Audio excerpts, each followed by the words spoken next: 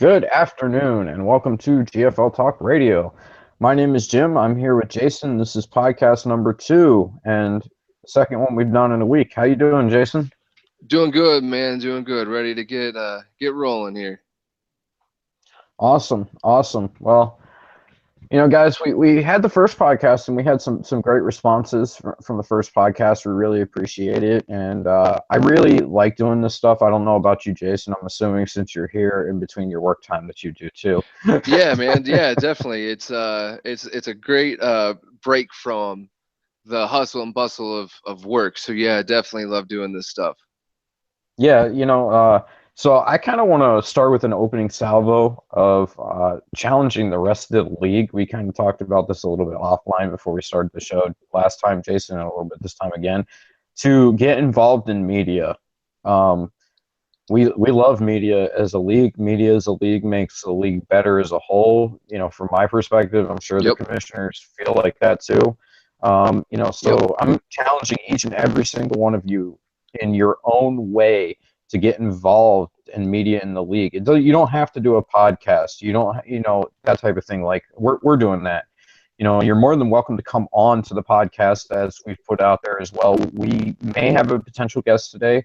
We have not heard back from him as of yet. And any of you that have tuned in or listening or are available that would like to be on the podcast, you're still more than welcome to be on today's podcast. I'm sure we can come up with a couple of questions for you. Yeah, You know, definitely. so like I said, just kind of trying to challenge the rest of the league. I love GFL and I want you guys to make it as immersive as possible. So anyone else that is willing to step up and do some media type projects, guys, let's see them. Yep. Let's see 'em. I'd agree. Yep. So moving on into the wonderful stuff. I think we're going to kind of go over where everybody is at the halfway point of the season, and I think let's start in the NFC. And let's start with the NFC North, your division, Oh the man. North. Oh, okay. All right. At this point, we have the Packers at 8-0. I'm sorry, Packers. I'm so used to saying Packers. Vikings at 8-0. No, her's really good. That defense is really good. The offense with Adrian Peterson. I'm kind of not surprised that he's having a very good year right now. You got the Packers at 4-3, which is what I meant to say. Austin, former Super Bowl champion, back to take over his favorite team, so I'm sure he might be able to give her a little bit of competition. These former NFC South rivals have made their way up north and are taking on one another now. Yep. You've got the Bears at 3-5, which we'll get into a little bit, and then the hapless Lions at 1-8 with Theron, who's there most of the time, I think. Um, Yep. so going over the division in my eyes as a whole, like I said, the Vikings are a very good football team. Last time I checked, they lead the league in the NFC in points for and points against. That's really tough to beat. 8-0, no easy task. Had to escape a CPU game from what I understand, but he's there. The Packers, I think, have a chance of coming back and making a wild card run. 172 points for, 137 points against. They have won 4 straight games after starting 0-3. So watch out for the Packers. They look like they're pretty hot right now. The Bears are on the other side of the spectrum, unfortunately, for my co-host right now. They have lost Yeah. 3 after starting 3-2. And right now, it looks like they're scoring a good amount of points, but the defense is giving up points in droves. They have given up 188 points this year, which is almost only 11 less than the Detroit Lions, who have 2 less wins. So it's a tough year, and Detroit this year is just a wash. They're going to be in the top of the draft, and they're going to have to replace some pieces. They're going to have to build up that defense a little bit more. I think they have a couple nice young prospects on the offensive line to protect Matthew Stafford, whoever's going to be the quarterback there moving forward. I think you need to get another weapon for Stafford. I think Golden Tate's a good player, and Marvin Jones can help you out. But that third weapon with Ebron is super necessary. How do you feel about your division, Jason? You know, I haven't played the Lions just yet, so I can't comment on Wait, no, I'm sorry. I have played them. Yes, I have played the Lions. The the division as a whole, I will say from what I've played so far, uh, it's been a little extra disappointment because I've lost to the Packers and Vikings by a combined total of 7 points, with about as just as many missed field goals. So it's kind of it stings a bit because I feel like from that perspective, we were in the game and we very easily could have uh, won those games, and we would be having a different conversation than what we are. But as far as from the top two teams there, starting with the Vikings, I think Her does a one thing that's kind of overlooked, that when you look at his team, and the first name that comes to mind is Adrian Peterson, which is natural. Peterson has been there for what seems like forever, and has been a staple superstar on that squad since he was drafted. Um, what I think a lot of people are missing is how well that Her is spreading the ball around in the passing game. Uh, Bradford, as far as you look at his stats, they're not going to jump out at you, and you're not going to be like, wow. Oop, oh, sorry, there I had a little mic issue, but anyways, you look at these stats, and for whatever reason, Her is not playing Sam Bradford.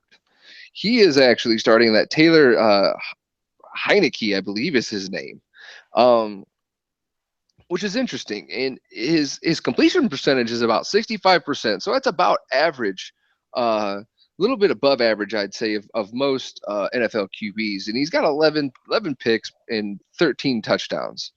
But when you look at the receivers, all three of his receivers are almost identical when it comes to touches. Stephon Diggs is the leader of the core so far, and he's got 27 catches, 4 touchdowns, 513 yards. But then you go to Charles Johnson, he's got 25 catches for 437 yards and 3 touchdowns.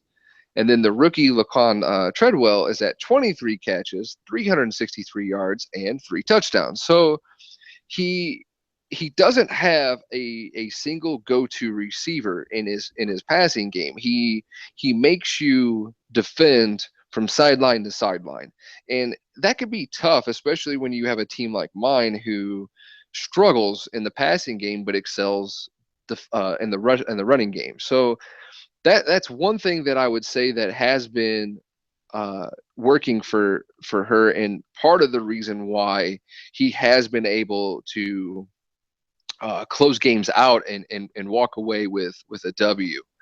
Uh, and when you look at the Packers, it's almost identical. Jordy Nelson is definitely the red zone threat for the Packers, but when you have Nelson, Adams, Cobbs, and then the tight end Richard Rodgers, their catches go 28 catches, 27, 25, and 22. So again, Austin, even though he's only been here for the last 3 or 4 weeks, he is also spreading the ball around. Um, when you have offenses who are able to do that and have the talent on the receiving core to be able to spread the ball like that, it makes it very tough to defend. It's actually almost impossible to defend, because at that point you have to choose, who am I going to take away and who am I going to leave open? And unfortunately, both of those teams have very tough three wide receiver packages to defend. And when they are making you sit into nickel and dime defenses, that is when you get the big chunks of yards from Eddie Lacy and Adrian Peterson. So it's from a defensive standpoint, it is tough to go up against those guys, knowing what kind of weapons they have. So that's what's really been the struggle for us trying to go after those guys. Fair enough. Fair enough. Well, that all 100% makes sense. Let's move forward now to the NFC South. And the Carolina Panthers, I don't think this is much of a surprise, lead the NFC South at 5-2. They have also won 4 straight games, while the Buccaneers, who are 3-4, have lost 3 straight games. Yep. Ownership change in Tampa recently, if I'm not mistaken, has the Yep. ever so flaky fridge gone, and brought in a new guy who I actually know a little bit. His name is Chris. So you call him CK. He's a nice guy, good sim player. So he should be able to turn the fortunes around there, and that should be a great rivalry between the Panthers and Bucks. They know each other, Yeah, so definitely. expect that to be a good rivalry game. They know each other very well. They know each other's tendencies, that type of thing. Like we were kind of talking about this offline before we started the podcast as well. Jason, was we're very shocked that Atlanta's 3-5 right now. Like it's very unbando like. Like he kind of had some inconsistent years when he was in Philadelphia last year, but I'm very shocked at 3-5, and that defense has given up 207 points. So I don't even know how they won 3 games. I mean, they have to score to win. And Chris Pruitt is in an absolute dumpster fire down there in New Orleans right now. Apparently, at 1-6, they have not actually given up that many points. Surprisingly, they just can't score, which is a shock to me. That's the New Orleans calling card was scoring even last year, even when they got rid of Breeze and they went with Robo QB Haynes, the 90 speed guy, and Mm-hmm. they could score some points. I played them a couple of times through different owners, and they could still score some points. So it's a very, very shocking thing. I think the interesting stat for the Saints is they have lost all their home games. They're 1-2 on the road. They're 0-4 at home. Wow. So that sticks out. Yeah, looking at their team, Drew Brees is probably having the worst year of his career. And they got Logan Thomas sitting behind him, big arm, big body. A lot of different quarterback than Drew Brees. Thomas is about half a foot taller. Actually, what's his name? Chris calls him. What does he call him? Publix brand Cam Newton. There we go. We'll go. There, yep, yep. There you go. So, it's for, he has some pieces. I mean, you look at that team. I'm not completely sold on Mark Ingram, and I think that's really where the Saints have struggled offensively. Is it looks, and this is outside looking in because I haven't really been able to tune in to many games, but it looks like a lot of their offensive issues have come from not really being able to run the ball. Uh, they have one actually you don't count Drew Brees here, but out of the running backs, they have one rushing touchdown. So that to me right there is a big red flag. And what we know from the very beginning here, the premium on rushing the ball, that if you can't get a rushing game going, if you're one dimensional, it really just allows a lot of these defenses to sit back and just go at you, or just drop guys back in coverage and make you throw 2 and 3 yard dump offs consistently. And that's kind of what it's looking like, because you got Colby Fleener's got 22 catches. CJ Spiller's got 16. Cooks and Michael Thomas, their stats they're looking pretty solid, but Drew Brees is sitting there at 11 interceptions. So it and without Chris being able to kind of give us any more insight on what he's got going on with his team, that's kind of what I'm going to take a stab at. Uh, it just looks like they're being turned into a one-dimensional offense, and it's not working out for them all that well. Welcome. We have a guest here today. Is Commissioner Silk or Rod, whichever you'd like first. If you hit the camera button on your phone, Rod, it'll stop displaying picture if you don't want it to. Sure, if I can find my camera button. Hey, there he is. There he is. Hey, how's everybody doing today? Hey, Rod. So Rod, let's get you jumping in on this here. Um, on some of the NFC teams that you've faced so far, I guess specifically with what we've talked about with the North, and then now we're into the NFC South here. What's your take on some of these teams? I think it's kind of what we wanted. I think it's a filling out process. Not only learning the game, but a lot of people learning. They're getting new teams, and they don't know their personnel. Yep. I expect a lot of teams to transition in this off season when they get a chance to make some deals and build their teams around their personal play style, maybe even adjust their playbooks. But season one seems to be about teams learning their personnel, learning what their teams can do, and not having the go-to ideal set of 10 plays has really changed this league a lot. I don't know if that's been brought up, but that has really changed a lot. And I think it made for a much better brand of football, a much better brand of football. I think it also helps when you know the team that you are. I'll give you a great example. I'm a huge Dolphins fan. Most people know. So I know this team. I know what they do. I know the offense. I know the players.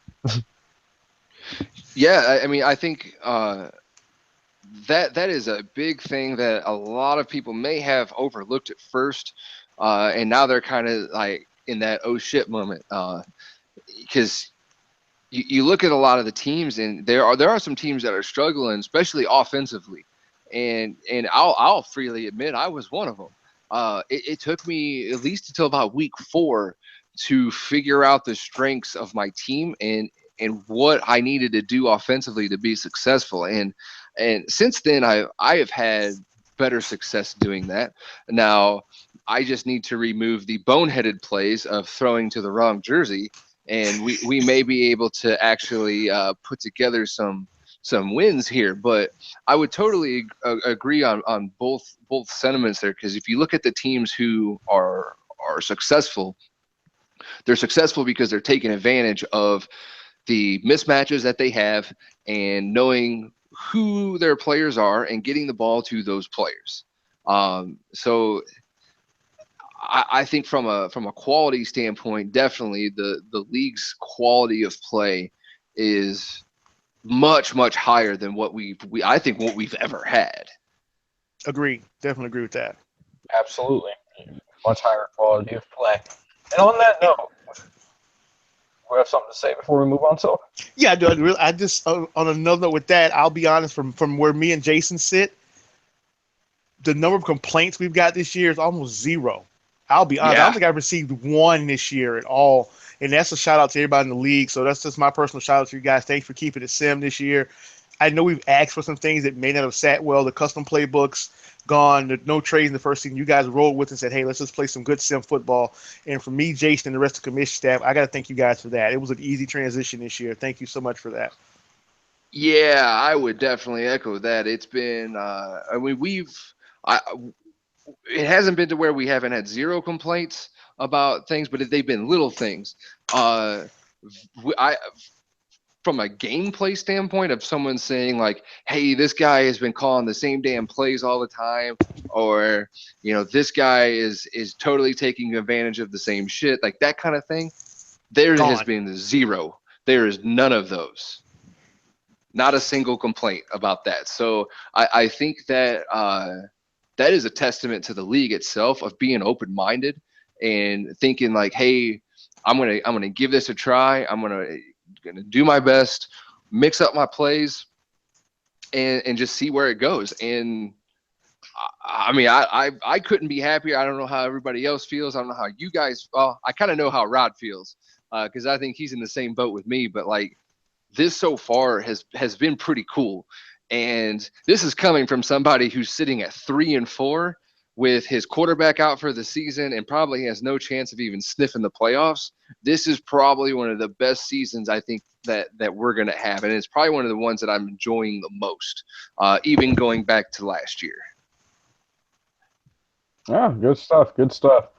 Now let's quickly move on to the NFC East. And at this point in the game, we've got the Eagles sitting at 5-2, The Cowboys not far behind at 4-3.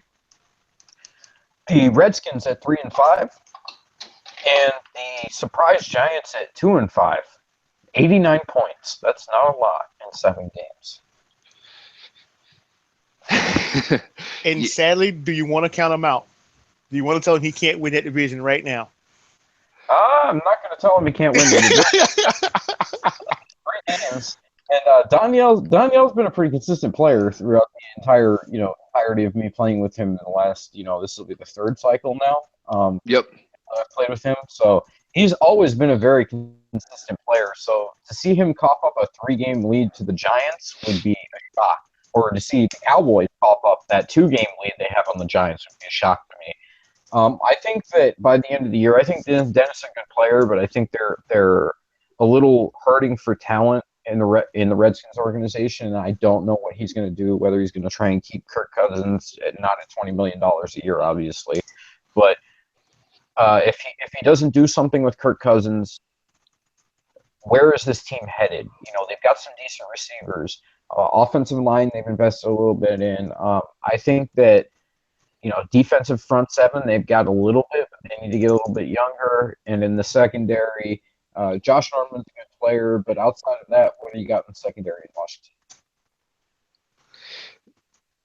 Yeah, I look at the Redskins team and I see it's almost as if I'm looking in the mirror. I think Dennis, like you said, Dennis has got some players on his team, guys like Ryan Kerrigan, Josh Norman, those guys aren't getting any younger.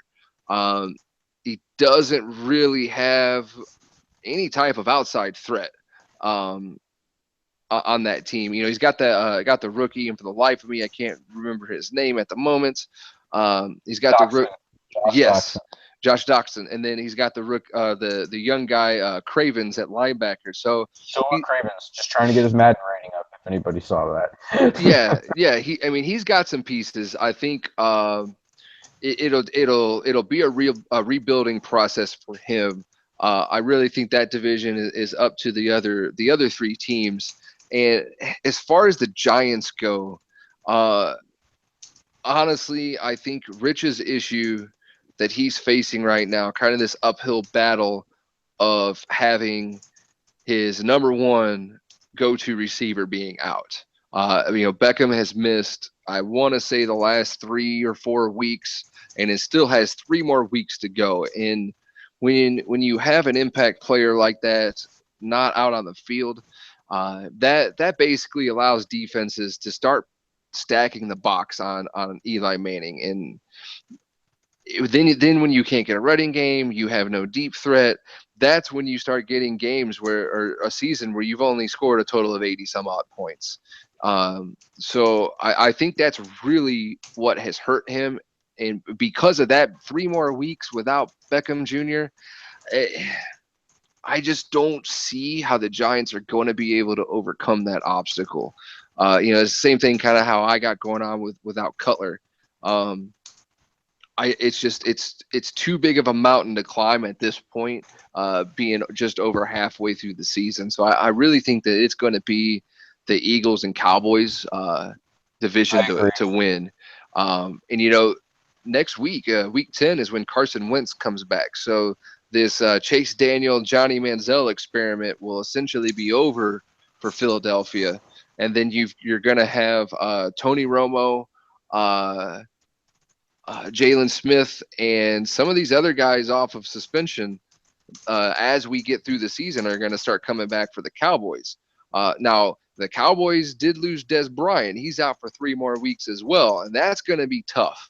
So right now, if I were to have to make a choice on who I think is going to come out on top there, I'm going to go the Eagles because Danielle has been able to tread water and stay alive without his quarterback, and to me that is huge.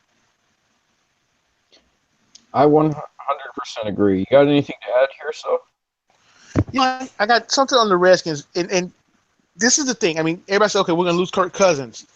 So you're going to take a step backwards because, okay, let's say you draft a rookie, and I understand this class is loaded with potential franchise rookie quarterbacks. but they're still going to have a learning curve. So you're going to put your franchise back a year or two. Are the Redskins going to blow it up and rebuild at that point? Or are they going to try to win with a rookie? That's going to be an interesting decision because if you put too much on that rookie's plate too soon and he chokes with the Yep. new regression system in this year's Madden, he may never get good.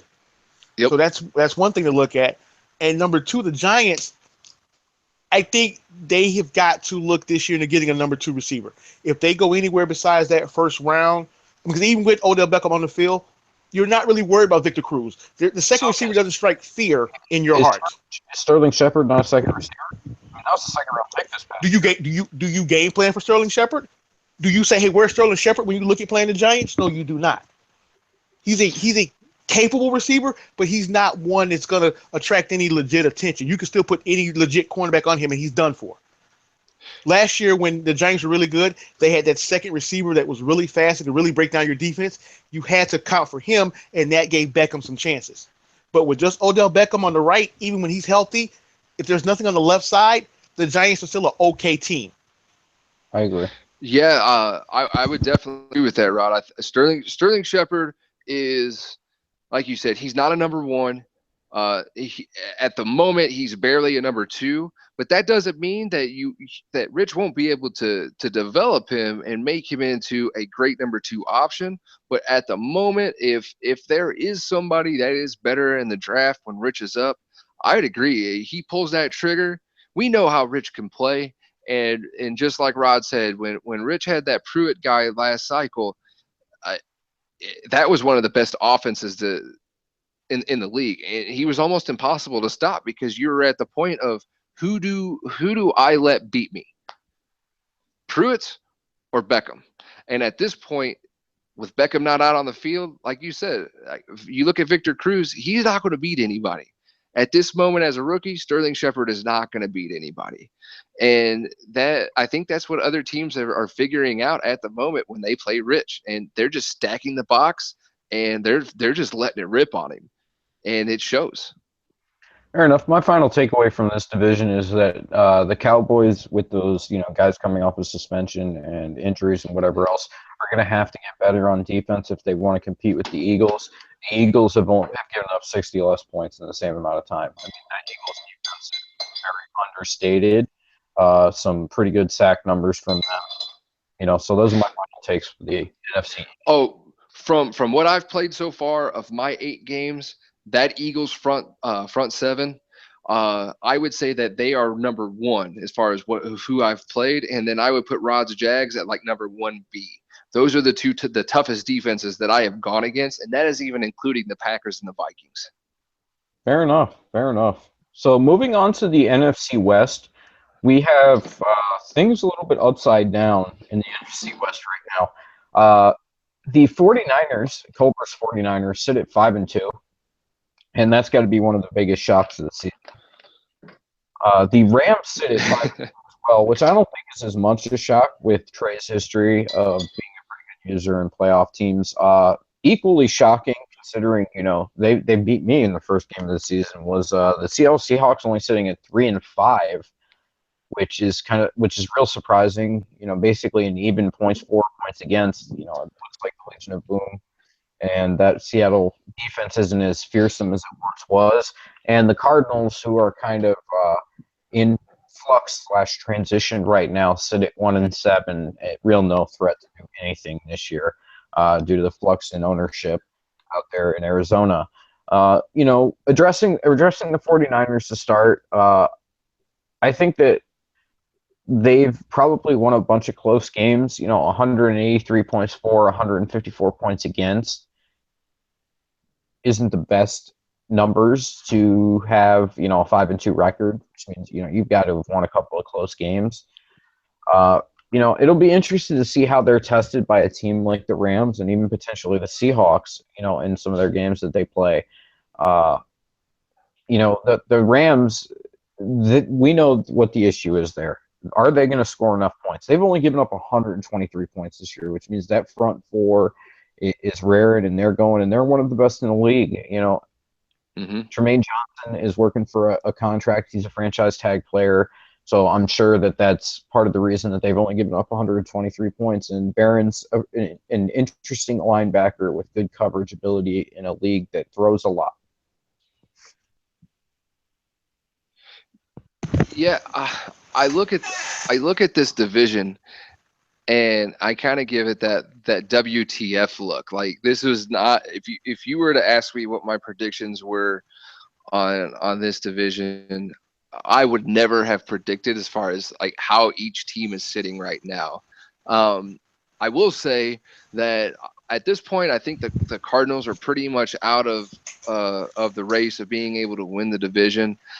By looking at the schedules here, I think the Seahawks can still, because they still play the Rams and the 49ers once each later on in the season. And I think that they can still put it together, and because they've rattled off 2 wins in a row, and then they got the Patriots coming up in Week 10. I think the Seahawks can do it, but it really is going to come down if they're going to be able to score enough points, like they did against the Saints. Because besides the Saints game, you have to go all the way back to Week 1 against your Dolphins, Jim, where Blueprint scored more than 23 points. Yeah, we were figuring it out week 1, as you can tell. Yeah, so and you can even look at that Week 3 matchup of the Seahawks and Niners, where the Niners pulled off the miraculous Hail Mary and comeback where they got the touchdown after the penalty, and it's just some things happened in that game that were kind of a once in a lifetime type of scenario. I look at the Rams, and they've lost to the Bills and they've lost to the 49ers, and the rest of the teams that they've played, and this is absolutely no knock on Trey, but their wins are against a 12 to 10 win against the Seahawks, 16 to 13 against the Bucks, 45-24 on the Cardinals, 17-13 on the Lions, and 20 to 6 on the Giants. So They haven't played a lot of good games yet this year. Yeah, that's kind of where I'm getting at. Now they do have the Panthers coming up, so that's a huge game right there for those teams, both sitting at 5-2. But I would definitely say that their schedule gets a lot rougher as we get into this back half. And kind of this along the same lines, not as drastic with the 49ers, but the 2 teams that have winning records that the 49ers have played, they lost to. So that it's just kind of some food for thought there. I think at this point, though, this division is kind of up for grabs, just because the 49ers have beat the Seahawks and the Rams have beaten the Seahawks. I'd like to throw a little tidbit in here. Sorry to interrupt you, but we have Rams ownership saying that we're holding these Rams all wrong, and he's shaking his head. So no, yeah, I see what he's got going on. Now, I think we'll see what this team is made of when they go up against the Panthers, and I do like how this team is built. That defense is pretty awesome. Let's make no bones about it. That defense is good. Todd Gurley is a superstar. But is he going to be enough on the offensive end? Is Kenny Britt going to be able to help shoulder some of the load off of Gurley? I like Trey, but I'm going to tell you that my initial answer is going to be no. There are not enough weapons, and I'm not sold on Tavon Austin even being a viable weapon within that offense either. So, I mean, outside of Todd Gurley, I don't know what else you have besides Jared Goff. You have to – if I'm the Rams, I don't have a first-round pick, but that second-round pick, I'm grabbing the best receiver in the draft. Yeah, I think if they get some wide receiver help, that team is going to be set for a long time. What's your take, Rod? I know you got something for Blue. I know you got something for him. 3 or 5. That's all I got to say. Um, this is, I think, another case of somebody knowing their team. Cobra, we didn't consider him a great user last year, but he was competitive all cycle. But he's got his team now, and there's a pride factor when you have your team. He, pardon the expression, he bitched him on to get his Niners, and I think now he's like, I got him. I got to show why I want him. And at 5-2, in a division that I don't know why, but historically in Madden, the NFC West has always been a weird division. In any league I've ever been in, the NFC West has always been weird. Because you'd expect the Seahawks to come out and dominate that division, and Blue can't find his offense over there in Seattle. I don't know. Russell Wilson get hit 12 times one game, then he'll throw for a perfect passer rate in the next game. So Yep. He's one that I think if he finds his offense, he's a viable contender because we know he's got the defense. We all know that.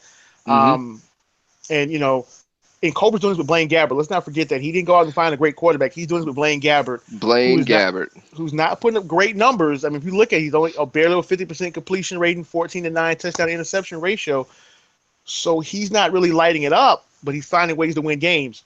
The problem with that is you got 9 games left to keep finding ways to win games. Yep. Eventually, that glass slipper breaks. He's running the ball okay at about 3.5 a carry. He's got to get that up. If that team's going to win, they've got to run the ball for 100 yards a game. Because Blaine Gabbert is not going to win you a championship. I'm sorry, not even the NFC West championship. I can't put my faith in Blaine Gabbert. Yeah, Sounds like a Jaguars owner to me. But yeah, even coming up and looking at this 49ers schedule, their next 2 games, they got the Saints and the Cardinals. So, kind of, I don't want to say cakewalks. Yeah, should be too up. Call it what it is. Yeah, I mean, so you could be seeing a 7-2 49ers team when they host the Patriots. After that, they do have some tough teams. For the most part, Jim, you're going to be hosting the 49ers. I'll be hosting the 49ers. They got a big game against the Jets. They go to Atlanta, and then week 16 and 17, they got those division games. So I think if I look at the schedule here, and if I were to make a prediction, I'm gonna go with my gut here, because for the most part, the Rams have got the same type of schedule to finish off here. I'm probably gonna go with the Rams to finish this off and take that division, and I think it's gonna come down to that week 16 matchup. I can definitely see that. Yeah, I can see those teams being about a game apart from each other, one way or the other. And I think that the Rams take that one at home, finish off the season on the Cardinals, and I'll call them the NFC West prediction for myself. Interesting. Very interesting. Guys, this has kind of been brought up in the chat, so I'm going to kind of divert for a second. We will try and do these podcasts as many diverse times as possible so that people who work during the day right now, like even myself, for example,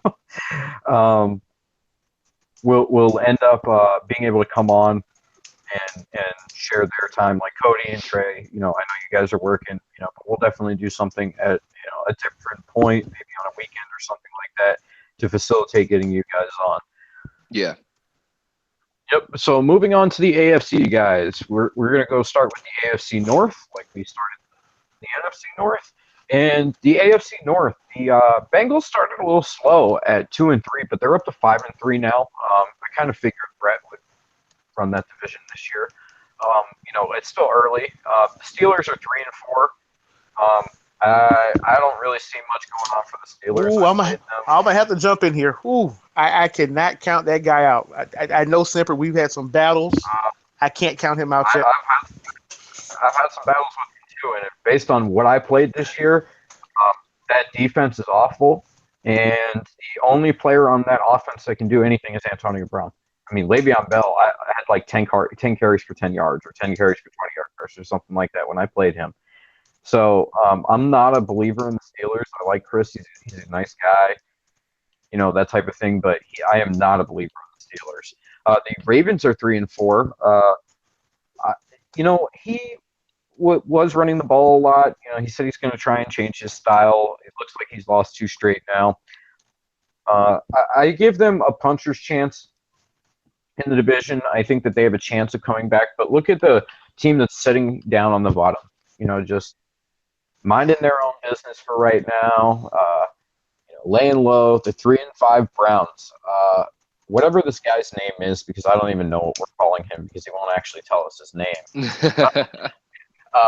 Browns guy is one of the better users in the league for the most part, or definitely was in Madden 16, and he might just be laying low right now. He might end up winning this division and no one knows it. You know what I mean? Just out of nowhere, he comes in and wins a couple games straight. I'm sure he's got a couple of games left with his division rivals, so they'll be able to do something.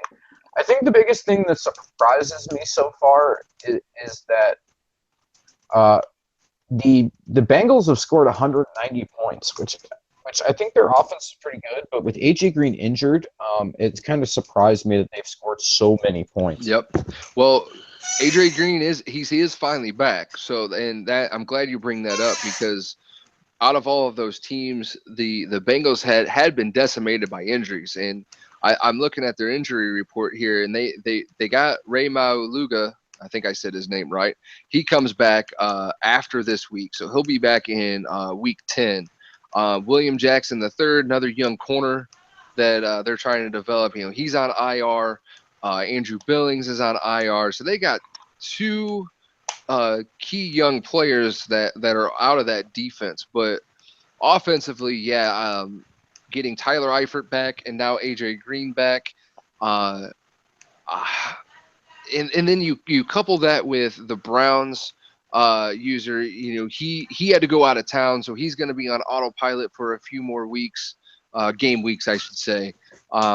Which he let the commissioner's office know. So it's not like he's MIA or anything. He is legitimately gone at the moment.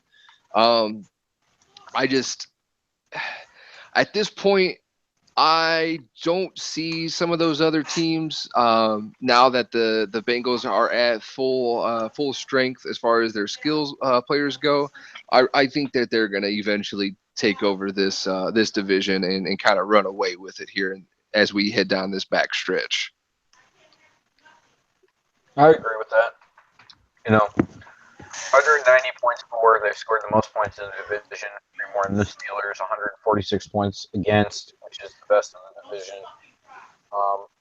NFL wise or GFL wise, I'm not so sure 146 points is great.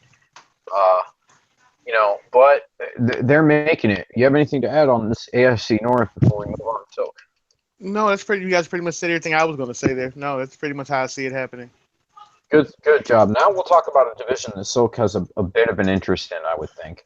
And that would be the AFC South. The Texans sitting at 6-2. The Jaguars, Silk's Jaguars, sitting at 5-2. The Colts sitting at 3-5. And the Titans, who are in complete disarray at this point, are at 1-7. We have a new owner over in Tennessee. Unfortunately, Rick decided to pack his bags and move on. And a guy named, I believe, Stroudy has taken over the Titans and is looking to reverse their fortunes. So this should be an interesting year to see how the Titans move forward and what they do. As far as the Texans, I like the Texans and the Jaguars. I think the Jaguars could possibly end up with a wild card.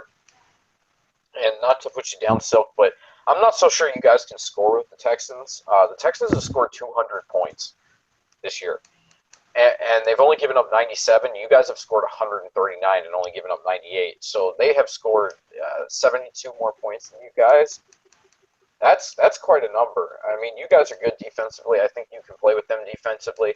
I think the question is can your offense keep up with theirs? It's a fair question, and I'll be honest. Jack has had my number almost all of last cycle. I think I had one victory against him, and we had a close playoff game. Don't thought it was close playoff games with him, but keep going. So yeah, I mean, I have to come over that. That's my mountain. I hate to be that guy, but I think it's gonna be a 2-team division race. I won't say all. Yeah, I will. I'll go ahead and say all cycle. I like Cody, and he even beat me this year. But he is the ideal Jekyll and Hyde team. One week he's on fire, next week he's 31-0 against somebody who should be beating. That Colts defense needs a lot of work. I think like 2 to 3 seasons worth of work before he gets And the I'm not question joking, is, man. and the question is, will he be active in the offseason? That's been his thing. Like he'll miss the offseason and team doesn't get any better. And like you said, that team needs immediate help to be competitive on a long-term basis. The Titans guy, he just got to learn his team. He's got a team he knows nothing about. I talked to him after our game. He just doesn't know his personnel. So he's got the personnel. He's also playing without Marcus Mariota. Let's not forget that Mariota's dead somewhere. Yep. So that's a big thing to be missing. So he gets that back at some point either this year, or even beginning of next year. With the year worth of a lot of young talent, he's got a great offensive line in process there. He's got a great back in Henry. So I think the pieces are there for the Titans to actually be competitive quicker than the Colts, depending upon all season, of course. I agree, and I think they got a lot of picks too. I think that they were definitely a beneficiary of the Jared Goff trade this past offseason. So it's going to be huge. They have most of the Rams draft picks, so they have a good chance of doing something in the draft. And they've already got a lot of young talent there. So if this guy can kind of get what he wants and put it together, I think, like you said, they have a better chance of being good right now. I think Cody, we know Cody, so he's a more experienced user. So if I'm making a bet right now, Colts or Titans, who's going to be better in preseasons, I'm just going with the Colts, what I know. But the Titans have a chance. Yeah, the Titans have got the left tackle set for the franchise. They've got a franchise quarterback. I mean, I know Andrew Luck's there, but I don't know. Luck's, I don't know if it's a user thing with Cody. He doesn't seem to have that. He hasn't had a great season since he's been in control of them. And Luck's a talented guy, but I don't know if he just didn't have the weapons outside, or Luck's never really lit me up. You know what I mean? I played him twice a year for the past six seasons, and Luck has never really lit me up. I can honestly say that. The highest paid quarterback in the league, so it's really hard to build a team when you're paying your quarterback that much money and he's not lighting the world up, if you get what I'm saying. Yeah. Yeah. And I look at the Colts, and being from Indiana and having so many friends and not so much family. Most of my family are Bears fans, but having friends who are Colts fans, and I have a background on this team a little bit here. I look at their wideouts, and I am surprised that their offense isn't as I guess the word would be like electric, because you have Moncrief, you've got the T.Y. Hilton and Dorsett. You got T.Y. Hilton, Philip Dorsett, Dwayne Allen at tight ends. But when you really examine this team, the biggest weakness they have on offense is they can't run. Like there is no running game with this squad. We could easily, and sorry to cut you off, we could easily go into, if Ryan Grigson's failures as a general manager in real life and why they're drafting skill players that they don't need as opposed to trench players to, be able to run the football like you were talking about. Mm-hmm. You know what I mean? So you can keep going, but I wanted to make that point. Well, and they did this past draft. Grigson did draft that center, and for the life Kelly. of me, yeah, that's his name. So they at least have one serviceable young offensive lineman to then go with the left tackle that they've had, who's been basically a staple on that team for Costanzo for the last 5 years or so. And then even Jack Mewhort out of Ohio State is still a good young guy to build around. The right side of that line is not bad. He's got Luis Vasquez that he picked up in the free agent waiver wire, and then the left or the right tackle is just kind of. I've got two words for you. Why that team's struggling? 36 sacks. And if Andrew Luck's getting hit 36 times halfway through a season, that's 72 sacks. That's just sacks. That's not quarterback pressures. Mm-hmm. If Andrew Luck goes down, the Colts are 1-15 because Scott Tolzien or Stephen Morris is not pulling that team through anything. Mm-hmm. So You're they've right. got to either change their play style where they're not looking for the deep ball so much and get Luck some quick passes, or they've got to prepare for him not to be there. I can assure you, any quarterback that takes 70 sacks in a season is going to spend some time on the IR this year. It's a I given. think that the biggest thing offensive wise that Cody can do in the offseason is address the right guard and the right tackle position. Joe Reitz, not a long term option at right tackle. Luis Vasquez, not a long term option at right guard. Mm-hmm. Joe Kelly, or I'm sorry, Ryan Kelly is their first round pick from this past year. He's got some potential.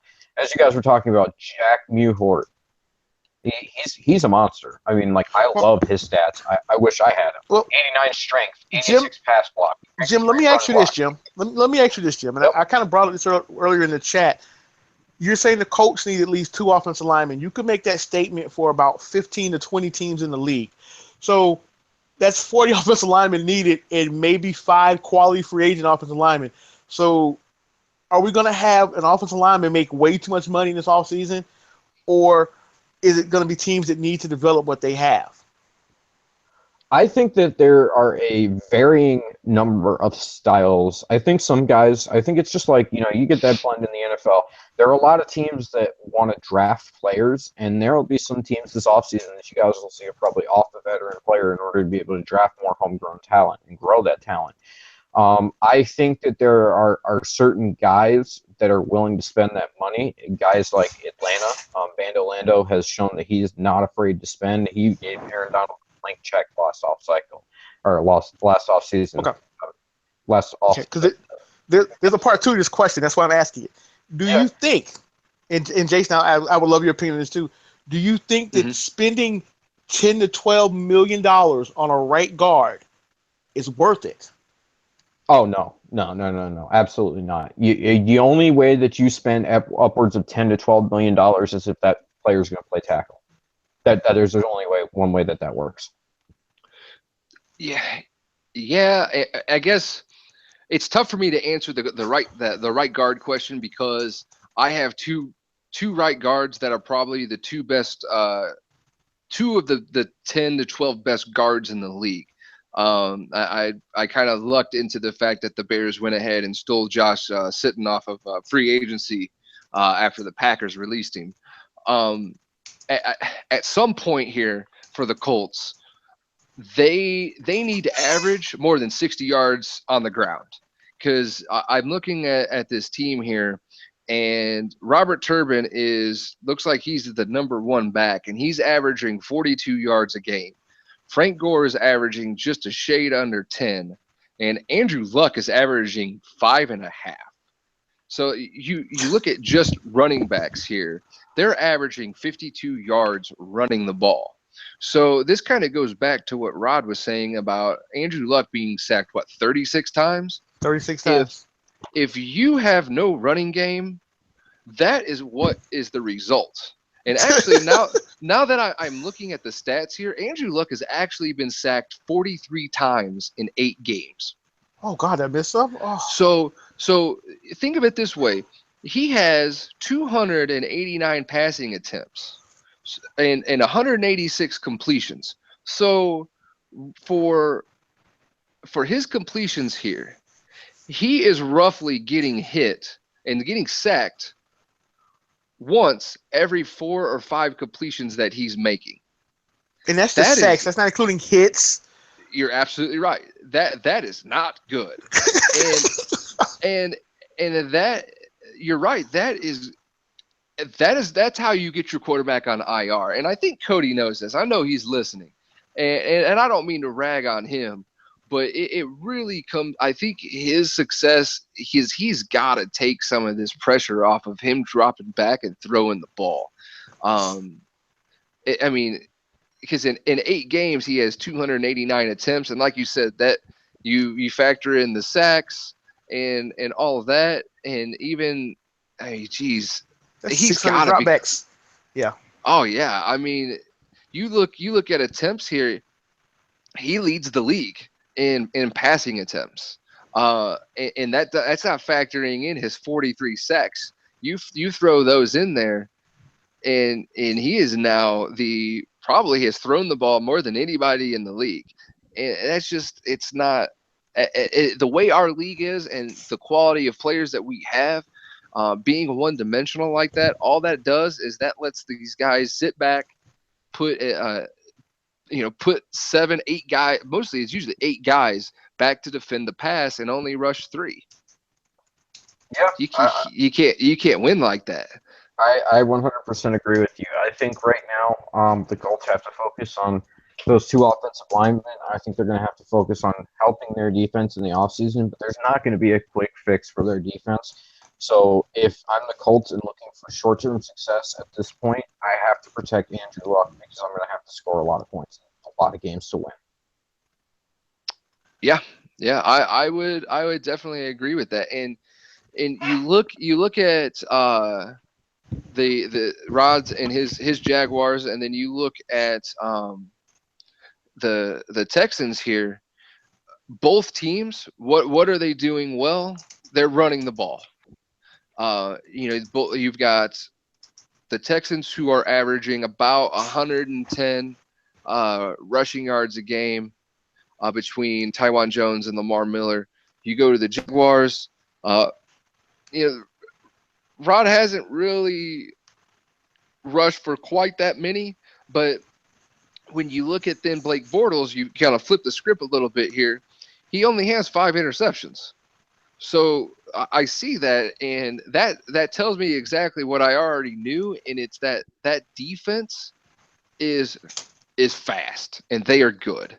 Between Telvin Smith, Miles Jack, Jonathan Cyprian, you factor in now you got Prince Amukamara, that's and Dante Fowler. That defense is ridiculous. There is speed all over that defense, and they get after you.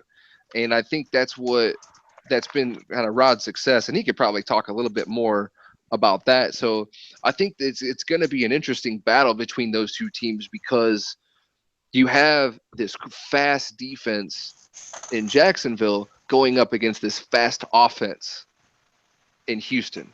And those teams, and Rod, you haven't played each other, I don't think, have you? No, we have not played this cycle yet. No. So yeah, those are probably There's a lot to be determined there. Yeah, those are going to be some good games. I'm definitely looking forward to being able to watch that on Twitch. So you guys got to make sure you let everybody know when those games are being broadcasted, because we're in week 9 here. When do you guys play? We got to get this schedule up here. Well, I got a big game tonight against the Chiefs. I can't look past them at all. That is another one. We'll get to those guys here in a minute too, because that's another good division. But yeah, you've got a tough stretch here between you got the Chiefs and then you got the Texans. So that'll be some interesting games here that could really shape this division. Yep, that's a midseason gut check for sure. You got to win those games to be a successful team. Oh yeah. Well, guys, anything left on the AFC South? If not, we're going to move on. Yeah, let's move on to the East here. Let's look at these guys. So Jim, you've kind of, I would say since week 3, you've been up at the top of the division here. Or at least week 4, because you lost your first 2 games, and you've now won 5 in a row. I look at these other teams here: 4-4 with the Jets, 4-5 with the Bills, and 3-5 with the Patriots. I would say Slim, he struggled early on. Had a couple of CPU games that not only did he play, but that he also had to go on AP due to some scheduling issues. And then he also had Garoppolo playing instead of Brady. So he's sitting where he was at 3-2, but he's lost 3 in a row. I'm going to put him as a dark horse because that is still a great defense. And once he starts to learn his personnel, I think he's going to be able to put some things together. The question is he going to do it this season, or is it going to be next season? I go up to the Bills, and I see the Bills sitting at 4-5, And Buffalo is kind of that team where you don't quite know what you're going to get. Are they going to be able to rush the ball with McCoy very well? Are they going to be able to keep scoring points? Because right now they're sitting at 162 points scored, but then also 156 points against. And it's kind of the same thing with the Jets. They're at 200 points scored and 201 points against. So like you see these teams, they're so close when you look at the stats, but only one of them has really been able to actually pull out the wins. And Jim, that's been you. Well, So what is your take after you've played all of these teams here? Like what are you seeing with the East? I played the Jets for the first time this week actually, so I have not played the Jets yet. That's going to be a tough game. I've played Sin quite a bit, last year he was in the AFC East as well. I played him in other leagues as well. So he's a guy who likes to throw the ball. I think you'll get 20 run attempts out of him in a game. You're going to see most of the time you're going to see him throw the ball. He likes to run a vertical passing game. I think with this Jets team, you're going to see more underneath stuff because Fitzpatrick isn't really the best guy to push the ball down the field. So you probably see more underneath stuff. You probably see a lot more Matt Forte out of the backfield type stuff. The Bills really struggle to score. They have a decent passing game. They could not run the ball when we played them. In the fourth quarter, they kind of got their passing game going a little bit, but Tyrod Taylor has doomed them this year with bad mistakes. A couple of picks in our game. And as far as the Patriots go, the Patriots actually beat me. I believe it was week 2. They had a very good game against us. That defense is nothing to be messed with. Jimmy Garoppolo had a very good game in week 2 as well.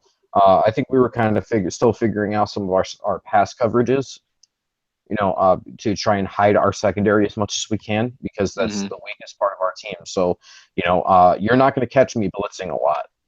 You're going to catch me trying to get you pressure with Ford because I'm trying to hide my back half.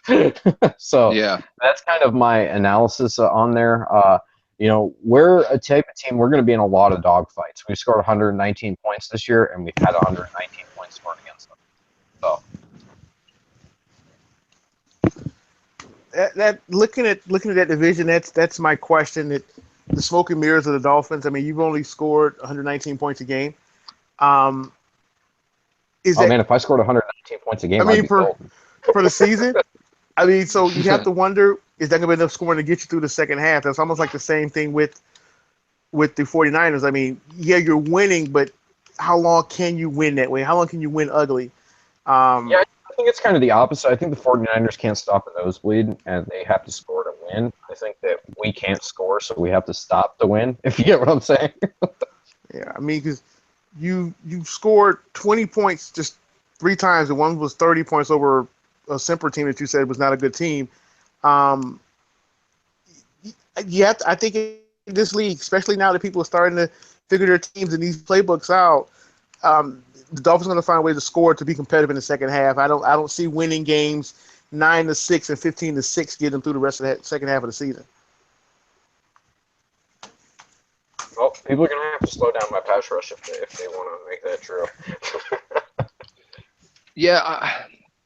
Looking at this division, there are some good defensive teams on here. You've got some big name players between Jamie Collins, Dante Hightower with the Pats, and Ndamukong Suh, and Rashad Jones with the Dolphins. The defensive front for the Jets, and then guys like Marcel Darius for the Bills, who actually hasn't played yet. At least I don't believe he has played, but will be coming back soon.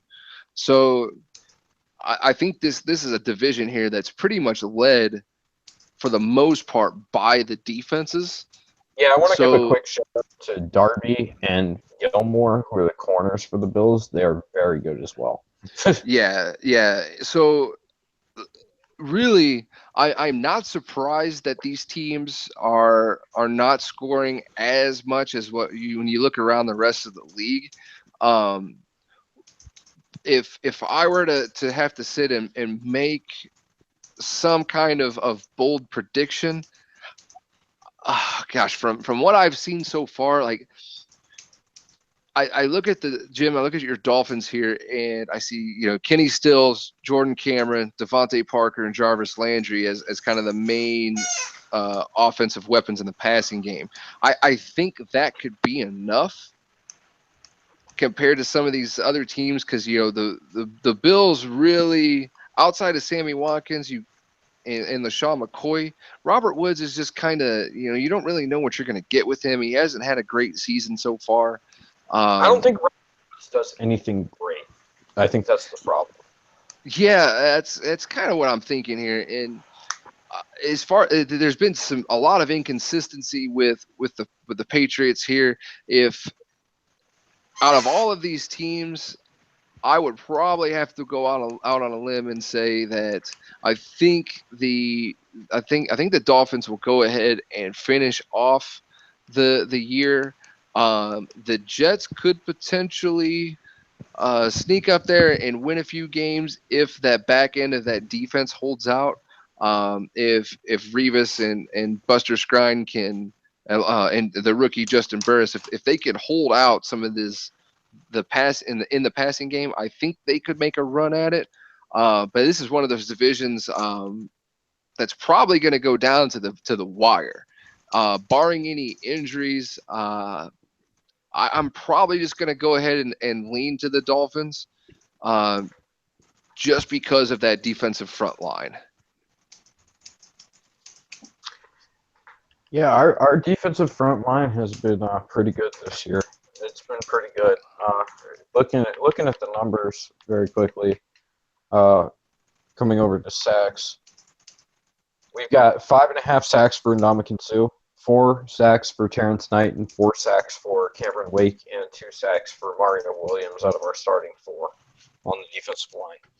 So that's a pretty good number. That's about 15 sacks in 8 games from the starting defensive line. So we're getting pressure, which is causing turnovers, because Rashad Jones is one of the league leader interceptions this year. He has 6. So that's been a big thing for us this year. And tackles for loss, we've been very good in the run game. In that aspect, Ndamukong Suh has 12 tackles for loss. Mario Williams has 9 tackles for loss. Terrence Knight has 7, and Cam Wake has 5. So those are some pretty interesting numbers, to support why my defensive line has played so well this year. Wow, here's go for it, your Rob. team's weird, Jim. I'm looking at these stats, and your strong safety has 6 interceptions. You have 1 interception out of a cornerback this year. 1. Mm-hmm. That's the weirdest stat I think I've seen in a long time. You know what that is, though? That's playing a lot of 3 deep and underneath coverage. Is the strong safety plays the underneath coverage, so he breaks that ball. Yeah, but what that's telling me is that your corners don't scare. I don't know. But let me phrase that. Looking at those numbers, I wouldn't be afraid to test your corners, and that's what I'm saying. In the second half of the season, teams are going to start reading tendencies, and like I said, I'm sorry, you're going to score more than 119 points in the second half of the season, I think. I'm always going to play 2 safety high. I'm not going to blitz. So if you want to test if you want to test my safety and my corner, be my guest.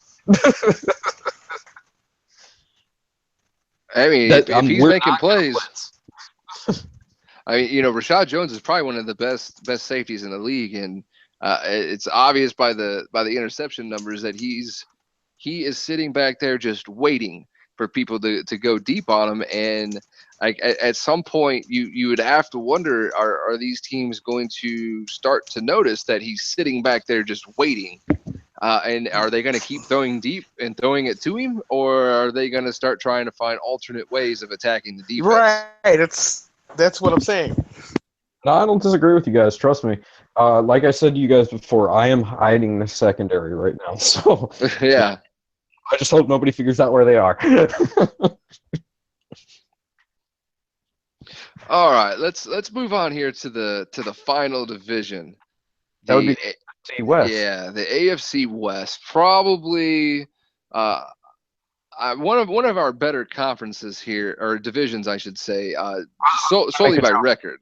I was gonna make a joke. They're all good. End of story. Yeah, this is a pretty good division here.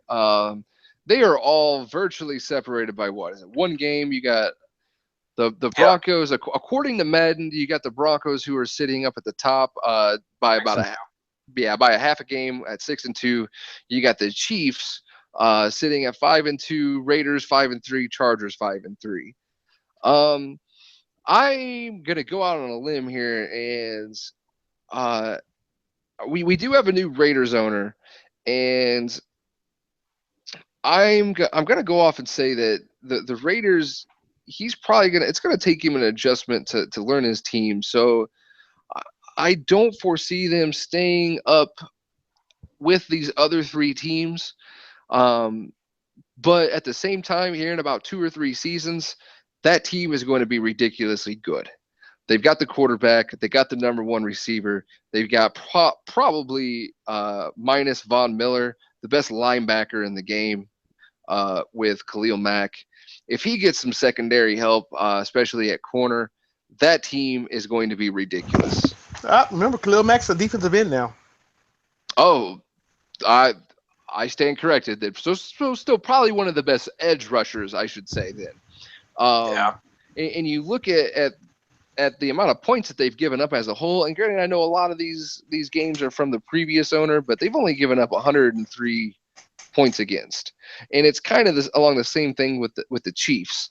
The Chiefs are going to be another team. I think those two teams are in a better position from a roster standpoint than what the Chargers and Broncos are, because historically, especially for the Chiefs, historically, corner is a premium position, more so than quarterback in our league, and they've already got two good ones with Philip Gaines and Marcus Peters. You factor in that Justin Houston is finally back now. They have re-signed Dontari Poe to a long-term contract, so he's going to be manning up the nose position for a few more seasons there.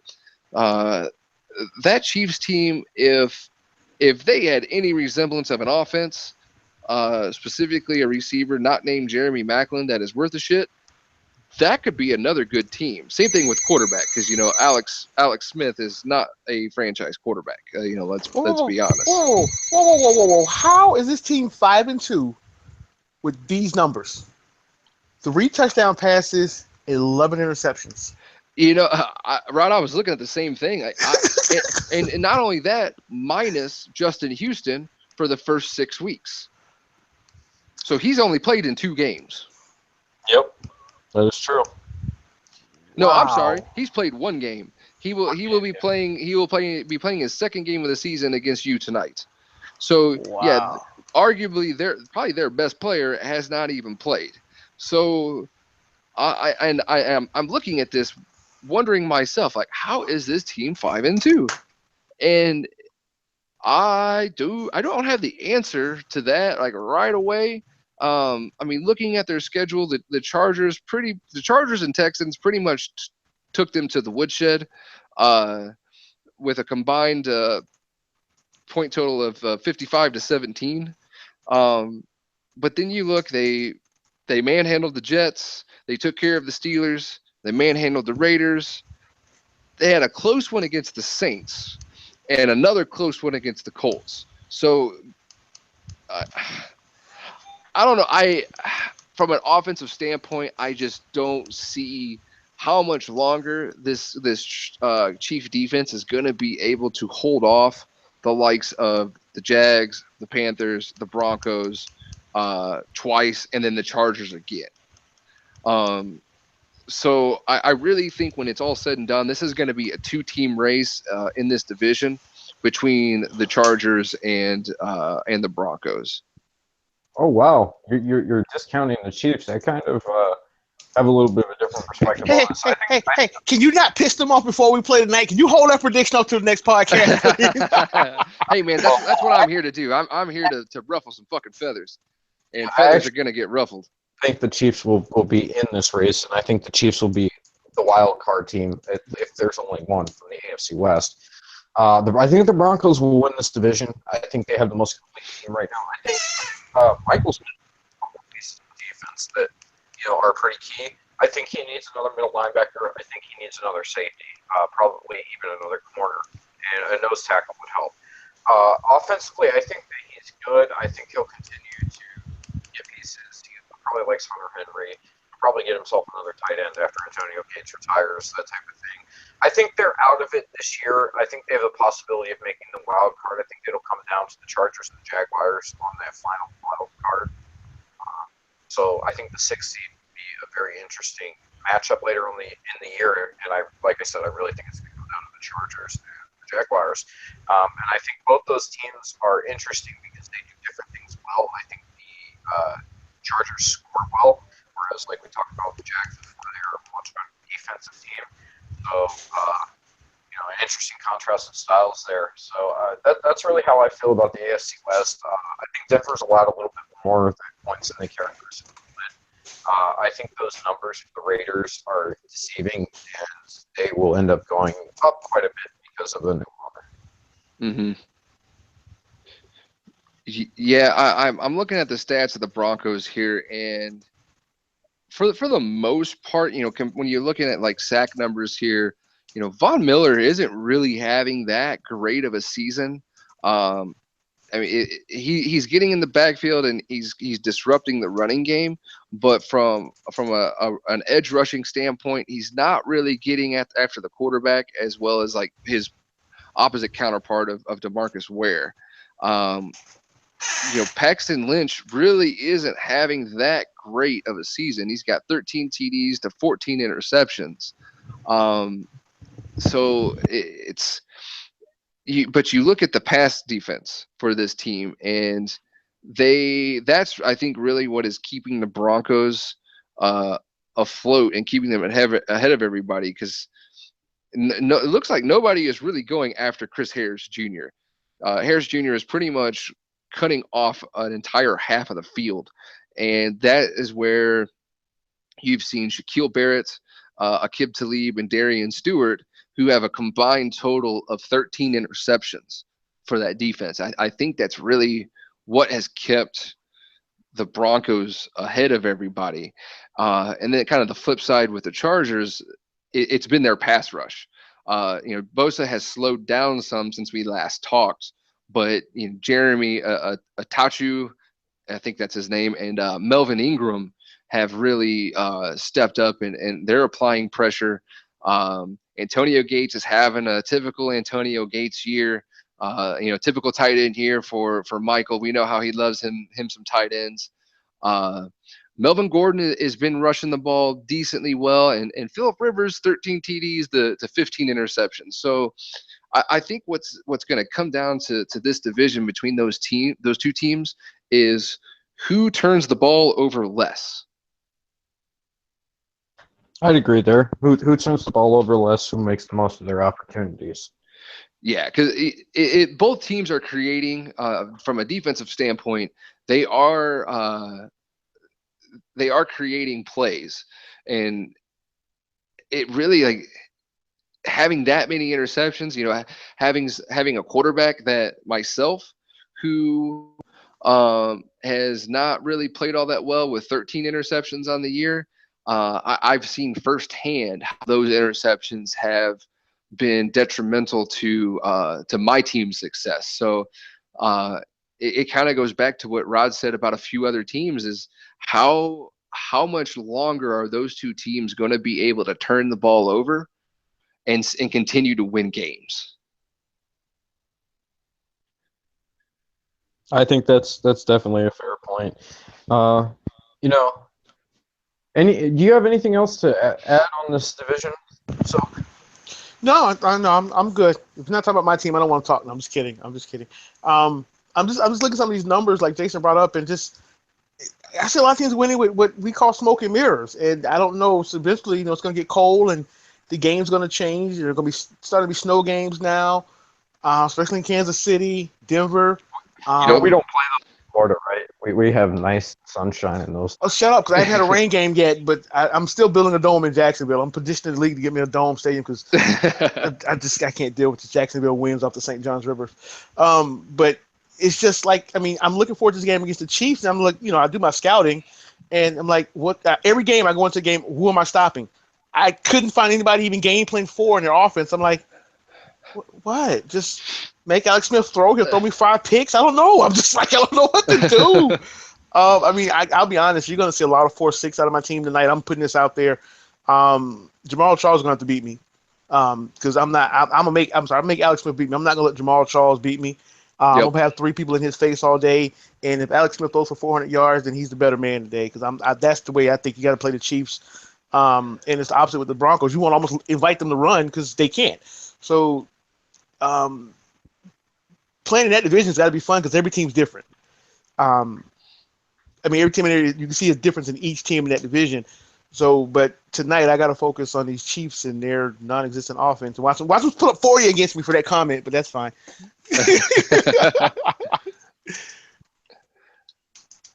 So Jim, you got anything else here on the West? Rod, too, anything else here with these guys? I I'm think good. I think we've kind of gone over the West and what they bring to the table. Very quickly, I kind of just go over some of the league leaders. Kind of go over those very quickly. Player stats, see who's doing what this year, who may be in the early award race, that type of thing.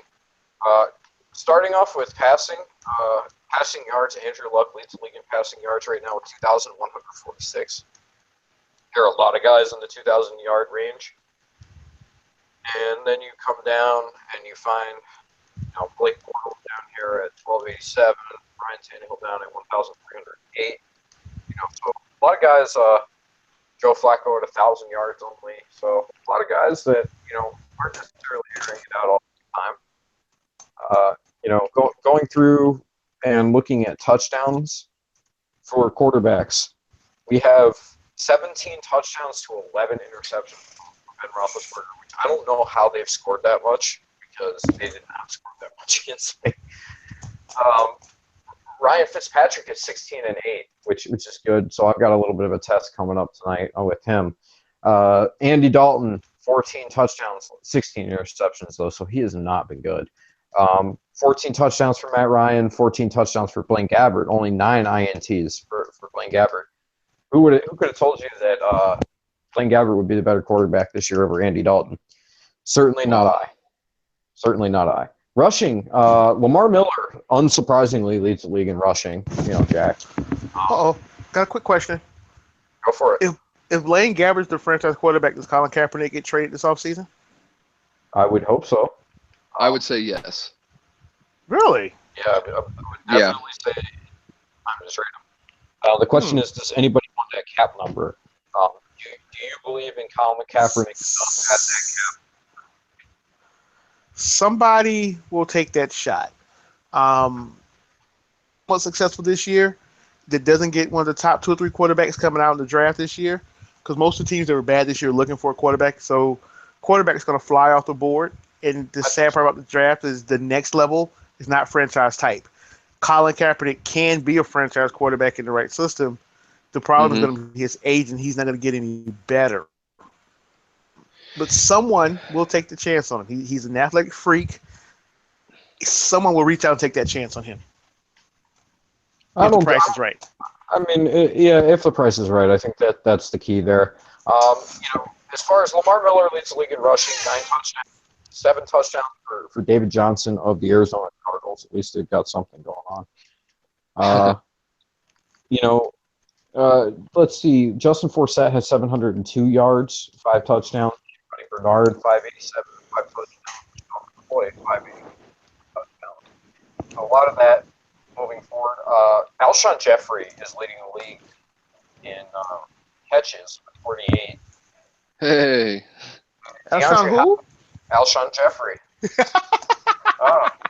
The only threat on that Bears offense. Hey, what happened to Kevin White? I think he's pretty good. Wow. Man, the biggest thing that it really comes down to is that you have where speed isn't the end all be all factor, and the fact that for whatever reason a lot of teams are not putting their best corner over on Alshon. So it really comes down to more of a mismatch type of thing. Yeah, I think that has to do more with the fact that I think Madden does more left cornerback, right cornerback this year than it does cornerback number one, cornerback number two. So, Yep. Moving forward to receiving leaders, touchdowns, 9, Brandon Marshall. I'm going to have to watch.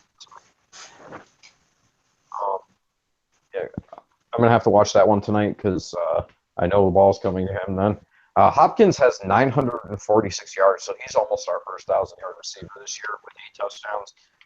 Who else? Julio Jones has 831 yards and 8 touchdowns. Antonio Brown, he's low on the yard side, 665, but he's got 8 touchdowns. And going down, you've got guys like Demaryius Thomas and Greg Olsen with 6 touchdowns. So moving on, and we move on to defense, one of my favorite categories. Who's leading the league in sacks this year? 14.5 from J.J. Watt, not surprising. 11.5 from Vinny Curry of the Philadelphia Eagles. Tyron Walker, I have no idea how this guy's so good, 10 sacks. Aaron Donald, 9 sacks. Malik Jackson has 8.5. Jadeveon Clowney from the Texans, 8. Fletcher Cox from the Eagles, 8. And Dayton Jones and Michael Bennett each have 8 as well. Brandon Graham, another Eagle on this list, with 7.5. Wilkerson, 7.5. And Paul Joseph, 7.5. Looking at more defensive statistics, total tackles this year, Kevin Minter of the Arizona Cardinals leads us with 78. 64 from safety Eric Berry. Adrian Amos of the Chicago Bears with 63 combined tackles. Glover Quinn, safety, 62. Joe Cravens, rookie middle linebacker for the Redskins, 61 combined tackles. If you like to see out of those rookies, Ricardo Allen, Zach Brown, 59. Wesley Woodyard, 59 tackles. And moving on to interceptions this year, Rashad Jones and Zach Brown share the interception lead this year at 6. Luke Kuechly has 5. Darian Stewart has 5. Sam Shields has 5. HaHa Clinton Dix has 5. Jonathan Joseph has 5. And Wayne Rollins has 5. Those Packers have a lot of interceptions. Moving on to the kicking leaders of the year, our highest, I guess, qualifying kicker I'll use in average is Andrew Franks of the Miami Dolphins, 21 of 22. If you don't count 3 of 3 for Will Lutz and 1 of 1 for Janikowski and 1 of 1 for Boswell. Slowly behind him would be Blair Walsh of the Minnesota Vikings, 93%. Patrick Murray from the Browns at 91%, who's 11 for 12. And Dan Bailey is 90%, 9 of 10, as is Nick Folk from the Jets. 89% for Phil Dawson. Oh, gosh. Do yourself a favor. Take a look at Phil Dawson's picture in Madden and see if it doesn't creep you out like Halloween style. Like I had to stop for a second when I looked at that. But the rest of them are garbage. Nah, I'm just joking. But, Cans are out at about 86%. So those are field goals. Let's see. The longest field goal that has been kicked in the league this year is 61 from Blair Walsh and Jordan Gay. So each of them have a 61-yarder. Yep, I was on the receiving end of that 61-yarder. Where are you now? Yeah. That sounds awful. One more statistic that I forgot about on defense is Quentin Rollins, Von Miller, and Telvin Smith are 2 touchdowns apiece on the defensive side. They've scored. Everybody else has 1, like the rest of the league, it seems like. So I'm not going to go through that list. But, guys, those are your statistics so far. If we're looking at early yearly award winners, the projections according to Madden, the MVP as of this point would go to Lamar Miller. The runner-up would be Everson Griffin, defensive end from the Minnesota Vikings. The coach of the year would be Mike Zimmer. Runner-up Gary Kubiak, Bill O'Brien, and Adam Gase at 4th. Oh, throw that one in there. AFC race, Offensive Player of the Year. The Texans are dominating that. Miller or Hopkins at this point. Forsett and Marshall shortly behind Brandon Marshall. Defensive Player of the Year, J.J. Watt, Jonathan Joseph, Joey Bosa, Von Miller. Offensive Rookie of the Year is looking like Corey Coleman, Taj Boyd, Paxton Lynch, Cody Core, or Tyreek Hill. Defensive Rookie of the Year on the AFC side, it's looking like Joey Bosa, Adolphus Washington, Javon Hargrave, Emmanuel Agba, or Justin Burris. Best quarterback, Fitzpatrick is leading the way there. Miller, obviously, at running back. Hopkins, obviously, at receiver. Let's move on to the NFC. Go through their offensive player of the year as of right now would be Julio Jones, which kind of shocks me for a 3-5 Atlanta team. Fun fact, besides Ezekiel Elliott on this list, the first 6 guys, all their teams have losing records, so I expect that to change very shortly. That list will not be the same the next time we do this. Everson Griffin is right now the depoy for the NFC side. Vinny Curry not too far behind, and you've got Danielle Hunter and Linval Joseph as well from the Vikings, so they're dominating that category. Offensive rookie, Ezekiel Elliott is in the lead as of now. Josh Jackson looks like he could come up from behind. Jordan Howard from the Chicago Bears is in this conversation. Dak Prescott and Michael Thomas. Defensive Rookie of the Year, Kendall Fuller from the Redskins as of this point. Deion Jones of the Falcons. Leonard Floyd of the Bears. Vernon Hargreaves of the Bucks. And they've got Jerron Reed of the Seahawks on that list. So those are your potential, these are your award leaders at this point, we should call them. And we'll go from there. So that was mostly what we were looking to share with you guys today. I figure we're at the part where we can talk about doing some parting shots and some parting words, however you want to call it. Yeah. So Jim, real quick before we get there, I want to get your guys' just a quick take here. I'm gonna call out a division, and I want your guys' opinion on who's gonna win. Just throw out the team that you think is gonna be the division winner. Okay. So let's start here. AFC North. Who you got, Jim? Bengals. Rod? I'm going to go with my boy Chris and say the Steelers somehow get it together. And no, Bengals. I'm just kidding. All right, I think we're unanimous on that. I think all three of us think the Bengals. No pressure, Brett. No pressure, Brett. No pressure. AFC South. Jim? Texans. Rod? Jags. All right. Oh man, I am. Fuck it, man. I'm gonna go Jags. Just because, just to do it. All right. AFC East. Now we pissed Jack off again. What are we doing? Hey, now my next 2 opponents are pissed. There we go. That was planned. AFC East. I'm gonna go Dolphins. Who you got, Jim? Dolphins. Rod?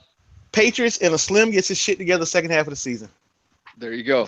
AFC West. I am gonna throw this out there. I'm going Chargers. Denver. I'm going Denver. All right. So now that's our AFC. Who you guys got wild card? I'm going to go with the Broncos and the Texans. I have in the wild card, I have the Jaguars and the Chiefs. I definitely have Texans and Raiders. Texans and Raiders. Damn. All right. NFC North. Oh, I think this is pretty easy. I think it's going to be the Vikings.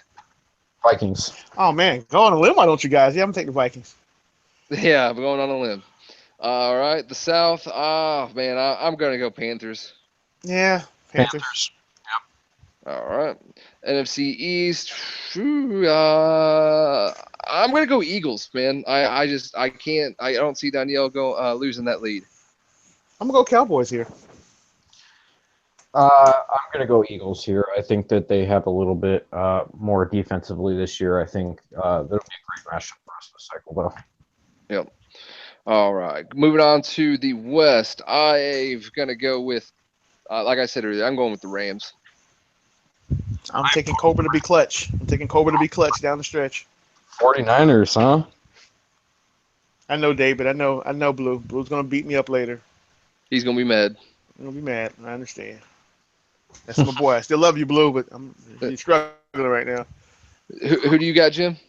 I have the Rams taking it. All right. So for wild card, I am going to say the Packers and Cowboys. I got the Packers and the Niners as the wild card. Ooh, I'm gonna give my boy Blue some hope, and I'm gonna go Seahawks get their shit together. And Wow. Seahawks and Eagles. Get the birds in there. Yeah. All right. So early on, week 9. At this point here, who is your NFC champion? Who do you think is going to represent the NFC in the Super Bowl? You gotta go Vikings here. I have an answer for that. Yeah, Gotta go Minnesota Vikings Vikings. here. Gotta go Vikings here. Vikings. I think we're pretty unanimous. I think we all think it's going to be the Vikings. Going to the AFC, if you were to twist my arm, I am probably going to throw out there, based on divisions we just went over. Oh man, I honestly, I'm going to go out on a limb here. I'm going to say the Chargers get their shit together, and they'll be able to turn around those turnovers. I think we're going to have a Chargers and Vikings Super Bowl. I'm gonna go with the Broncos in the AFC East. The AFC total. I think I'm gonna take the Broncos in the AFC.